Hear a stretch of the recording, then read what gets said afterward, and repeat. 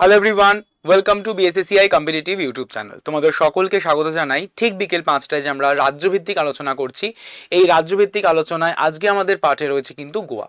আমাদের যাকে আমরা সকলে বলে থাকি ভারতবর্ষের সব থেকে ছোটতম একটি রাজ্য বা ক্ষুদ্রতম রাজ্য বা স্মল স্টেট।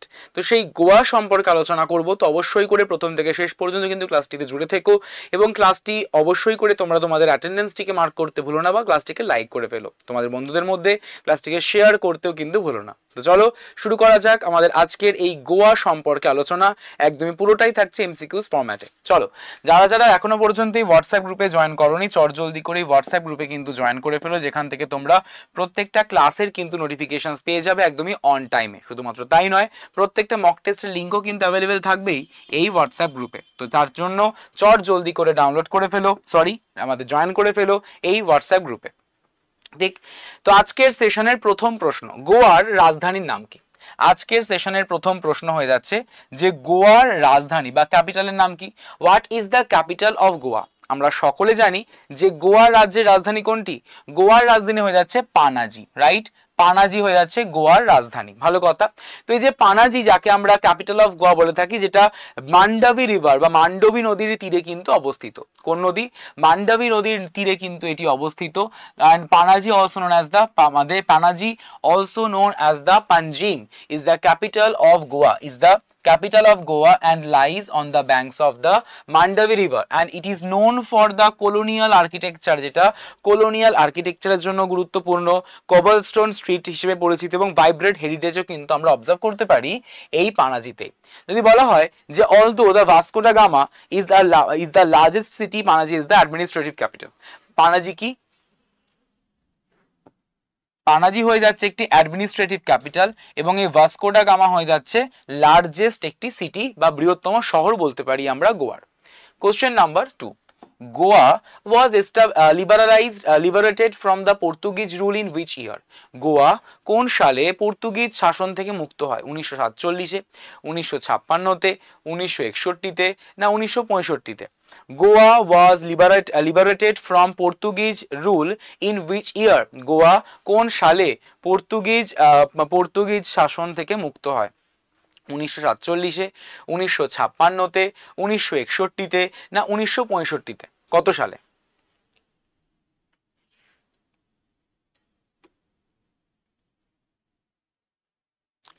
সঠিক উত্তর 1961, 1961 সালে।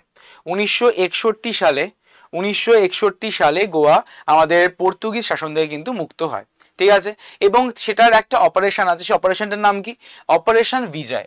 অপারেশন বিজয়ের মাধ্যমে, অপারেশন বিজয়ের থ্রুতে, অপারেশন বিজয়ের মাধ্যমে কিন্তু এটি হয়ে থাকে। তাহলে গোয়া আমাদের remained a Portuguese colony for over 450 years, 450 বছর ধরে, until it was annexed by India in 1961 through operation Vijay. Operation বিজয়ের মাধ্যমে, অপারেশন বিজয়ের মাধ্যমে ভারত কর্তৃক এটিকে সংযুক্ত করার যে আমাদের আগে পর্যন্ত গোয়ার প্রায় 450 বছরেরও বেশি সময় ধরে পর্তুগিজের উপনিবেশ কিন্তু ছিল। ঠিক আছে, তো সকলে মনে রাখবে। And it officially became a union territory in 1961, 1961 সালে, 1961-এ কিন্তু আমাদের একটি ইউনিয়ন টেরিটরি ছিল এবং পরবর্তীকালে এটা রাজ্যে পরিণত হয় 1987 সালে। কোশ্চেন নম্বর 3, বলা হয়েছে গোয়ার সব থেকে দীর্ঘ নদীর নামটি কি? Which river is the longest in Goa? গোয়ার সবচেয়ে দীর্ঘ নদীটির নাম কি? জুয়ারি, মান্ডাভি, চাপোরা না থাকছে শাল? বলা হয়েছে গোয়ার সবচেয়ে দীর্ঘ নদীটির নাম কি? জুয়ারি, মান্ডবী, চাপোরা না থাকছে শাল? কোন নদীটি হয়ে যাচ্ছে গোয়ার সব থেকে লংগেস্ট রিভার? তো ডেফিনেটলি মান্ডাভি রিভার, এবং এই মান্ডাভি রিভারের পাশেই বা ব্যাংকেই কিন্তু আমাদের যে পানাজি, সেই পানাজি শহরটি গড়ে উঠেছে এবং যেটাকে ক্যাপিটাল বলা হয়ে থাকে।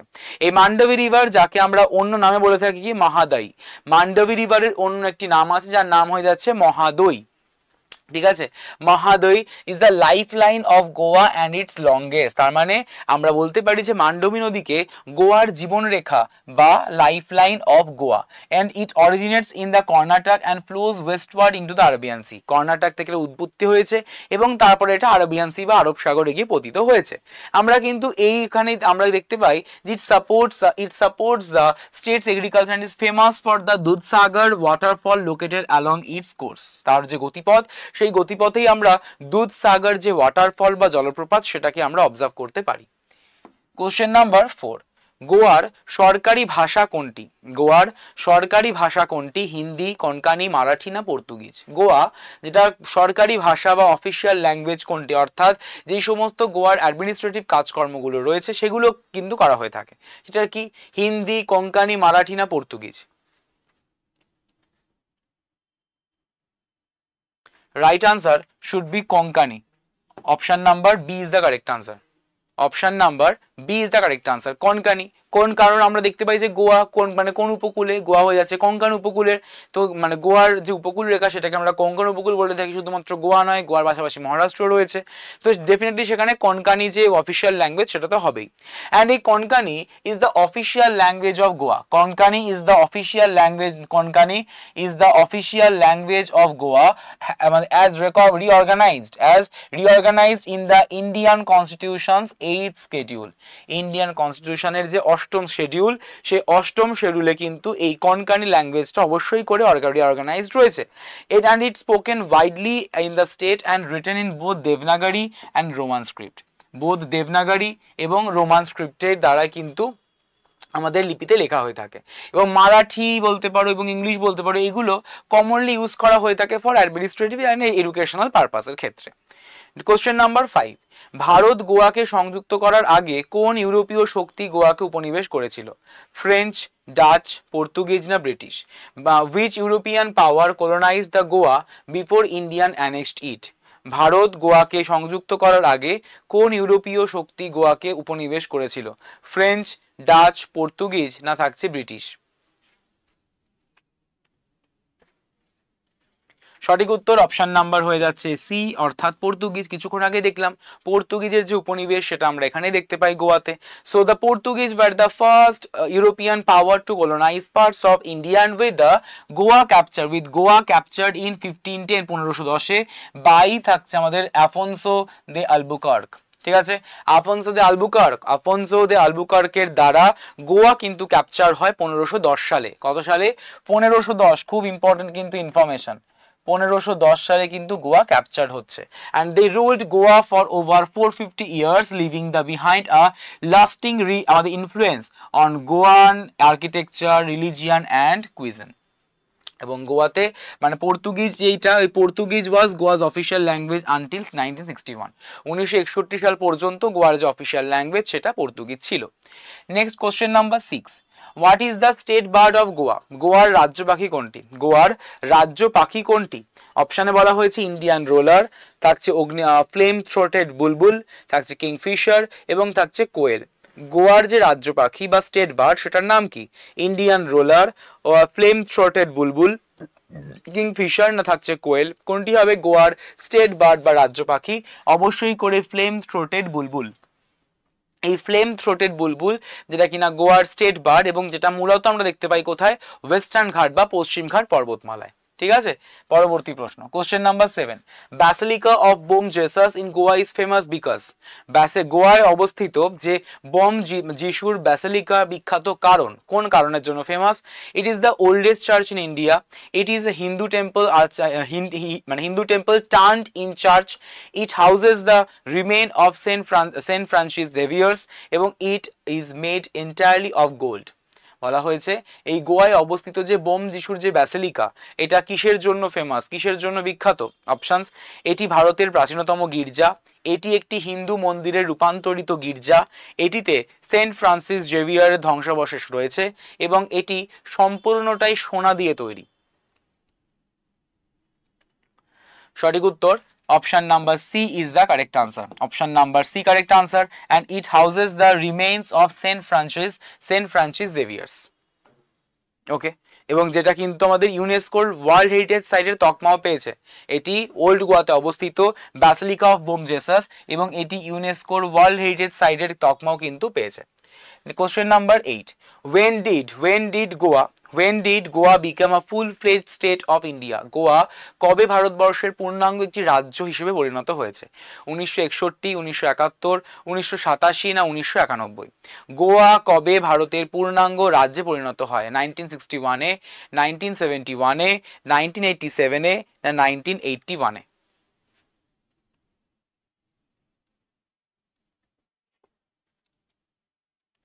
সঠিক উত্তর 1987, 1987 সালে। 1987 সালের 30শে মেতে স্টেটহুড বা গোয়া রাজ্য হিসেবে কিন্তু পরিণত হয়। ঠিক আছে, এবং আমরা বলে থাকি যে গোয়া কততম ভারতবর্ষের আমাদের রাজ্য? গোয়া হয়ে যাচ্ছে 25তম ভারতের রাজ্য, 25তম রাজ্য হিসেবে কিন্তু পরিচিতি লাভ করেছে। Question number 9. What is the Goa state animal? গোয়ার যে রাজ্য প্রাণী সেটা কোনটা? লেপার্ড, ইন্ডিয়ান বাইসন, গড় না থাকছে sloth beer?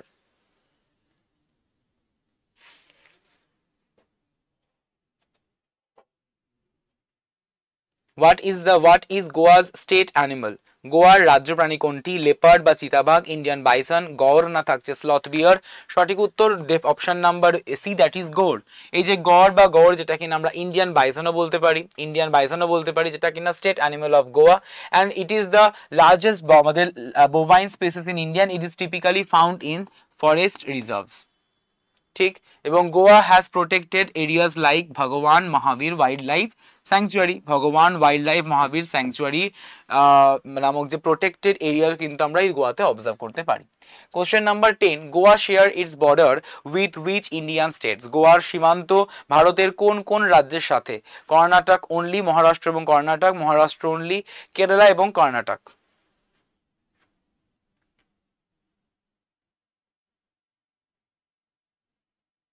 Goa shares it's border with which Indian state? গোয়ার সীমান্ত ভারতের কোন কোন রাজ্যের সাথে? শুধুমাত্র কর্ণাটক, মহারাষ্ট্র এবং কর্ণাটকের সঙ্গে, শুধুমাত্র মহারাষ্ট্রের সঙ্গে, না কেরালা এবং কর্ণাটকের সঙ্গে?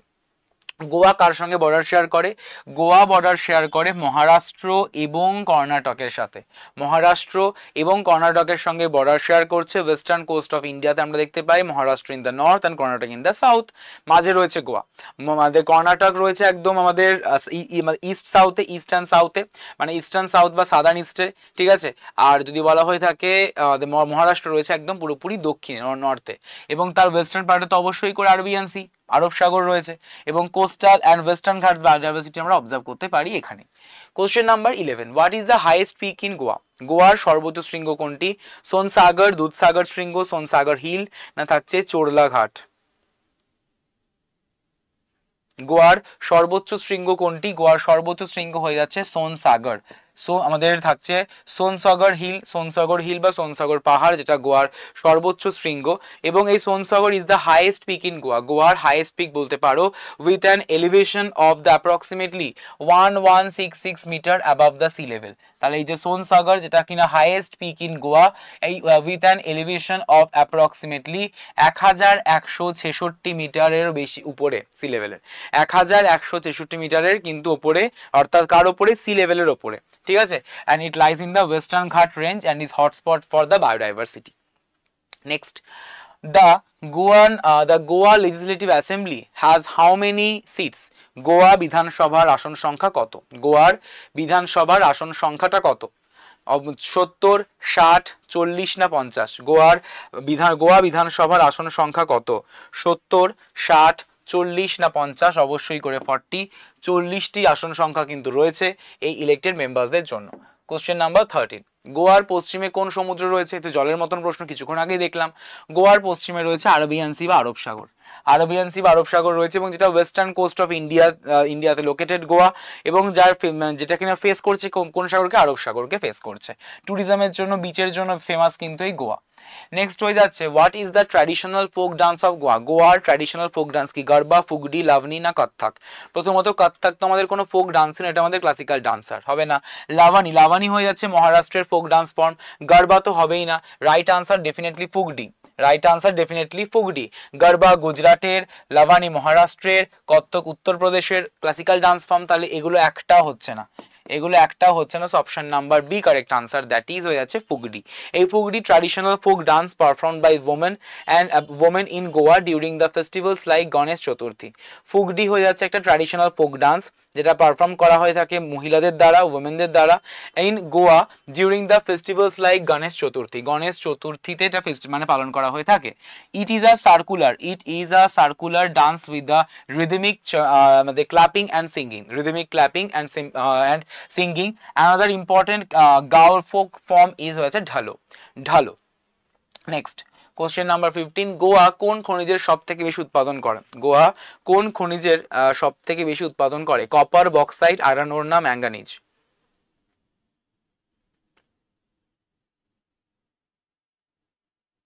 গোয়া কোন খনিজের সব থেকে বেশি পরিমাণে উৎপাদন করে থাকে? কপার, বক্সাইট, লৌহ আকরিক না ম্যাঙ্গানিজ?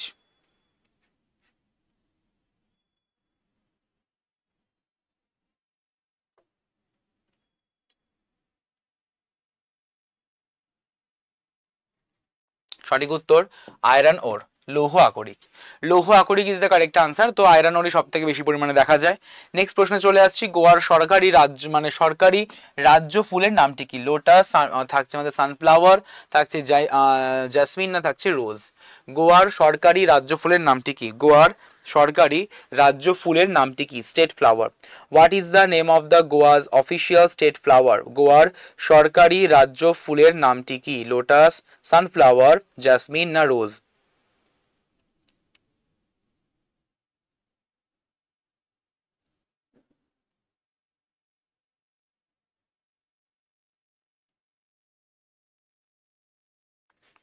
সঠিক উত্তর অপশন নাম্বার সি অর্থাৎ জাসমিন বা জুই। জুই হয়ে যাচ্ছে গোয়ার রাজ্যের রাজ্য ফুল, স্টেট ফ্লাওয়ার। অ্যান্ড আমাদের পার্টিকুলারলি দ্য গাঁও জাসমিন মানে বলা হয়ে থাকে। গাঁও jasmine which is used in local festivals and religious rituals. বিভিন্ন যে লোকাল ফেস্টিভ্যালস হয়, রিচুয়ালস পালন করা হয়ে থাকে, বিভিন্ন ইভেন্টস হয়, ফেস্টিভ্যালস আমাদের বিভিন্ন পুজো পার্বণ হয়ে থাকে, পুজো না বিভিন্ন রিচুয়ালস, ওয়েডিং সেরিমনি হয়ে থাকে, সেখানে কিন্তু এই গাঁও জাসমিনই ইউজ করা হয়ে থাকে। কোশ্চেন নম্বর 17 থাকছে, what is the literacy rate of Goa as per the 2011 census? 2011 যে সেন্সাস বা আদমশুমারি অনুযায়ী গোয়ার সাক্ষরতার হার কত? 60%, 70%, 75%, 88.7%? বলো। সঠিক উত্তর 88.7%। যারা যারা ক্লাসে রয়েছে অবশ্যই করে কিন্তু ক্লাসটিকে লাইক করে ফেলো এবং পাশাপাশি ক্লাসটিকে শেয়ার করতেও ভুলো না। এবং যারা নতুন চ্যানেলে জয়েন করেছো চ্যানেলটিকে সাবস্ক্রাইব করে পাশের বেল আইকনটিকে প্রেস করে রেখো। বলা যেতে পারে যে Goa has one of the highest literacy rates in কত? 88.7% অ্যাজ পার দ্য সেন্সাস 2011, এবং যেটা রিফ্লেক্ট করে কি states emphasise on education and social ডেভেলপমেন্টের ওপর। Question number 8, Goa has how many district? গোয়ার কতগুলি জেলা রয়েছে? 5টি, 2টি, 3টি না 4টি? গোয়ায় কতগুলি জেলা রয়েছে? 5টি, 2টি, 3টি না 4টি? গোয়ায় জেলার সংখ্যা হয়ে যাচ্ছে 2টি। গোয়ায় জেলার সংখ্যা কতগুলি? গোয়ায় জেলার সংখ্যা হয়ে যাচ্ছে 2টি। 2টি মাত্র কিন্তু গোয়ায় জেলা রয়েছে। ঠিক আছে, 2 ডিস্ট্রিক্টস অর্থাৎ north Goa and south Goa and each district has its own administrative headquarters. আমাদের পানাজি হয়ে যাচ্ছে for north Goa and Margao হয়ে যাচ্ছে ফর সাউথ গোয়া। পানাজি হয়ে যাচ্ছে for north Goa and Margao হয়ে যাচ্ছে for south Goa. Question number 19, গোয়ার রাজধানী শহর কোন বিমানবন্দরের পরিষেবা প্রদান করে? বেলগাঁও বিমানবন্দর, গোয়া আন্তর্জাতিক বিমানবন্দর অর্থাৎ ডাবলিম, মোপা বিমানবন্দর না থাকছে ভাস্কো বিমানবন্দর? বলা হয়েছে গোয়ার রাজধানী শহর কোন বিমানবন্দরে পরিষেবা প্রদান করে? Which airport serves the capital city of Goa? থাকছে বেলগাঁও এয়ারপোর্ট, থাকছে ডাবলিম এয়ারপোর্ট, থাকছে আমাদের মোপা এয়ারপোর্ট না থাকছে Vasco airport? Option number B is the correct answer অর্থাৎ ডাবলিম এয়ারপোর্ট। এবং যেটা ডোমেস্টিক এবং ইন্টারন্যাশনাল ফ্লাইটস দুটোই কিন্তু এখান থেকে রান করা হয়ে থাকে, অর্থাৎ সার্ভিস প্রোভাইড করা হয়। এই গোয়া ইন্টারন্যাশনাল এয়ারপোর্টকে আমরা ডাবলিম এয়ারপোর্টও কিন্তু বলে থাকি। রিসেন্টলি মোপা এয়ারপোর্ট যেটা মনোহর ইন্টারন্যাশনাল এয়ারপোর্ট যেটা ইনঅগুরেট হয়েছে কিন্তু টু এজ ট্রাফিককে আমাদের মূলত যানজট কমাতে বা ট্রাফিককে নিয়ন্ত্রণ করার জন্য। Question number 20, which Goan festival is similar to Brazil's carnival? কোন গোয়া উৎসব ব্রাজিলের কার্নিভালের সঙ্গে সাদৃশ্যপূর্ণ? হোলি, গোয়া কার্নিভাল, থাকছে শিগমো না থাকছে বন্ডেরাম?